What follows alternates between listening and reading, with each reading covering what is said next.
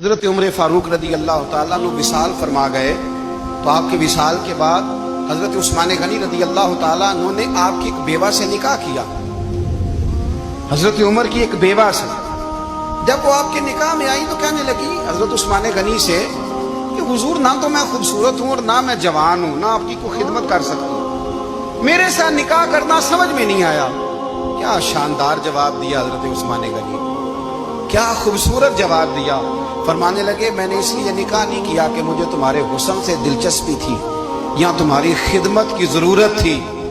میں نے تو اس لیے نکاح کیا ہے کہ مجھے بتاؤ عمر فاروق گھر کے اندر اپنے رب کی عبادت کس طرح کرتے تھے، وہ قرآن پاک کس طرح پڑھتے تھے، وہ رویا کیسے کرتے تھے، استغفار کا طریقہ کیا،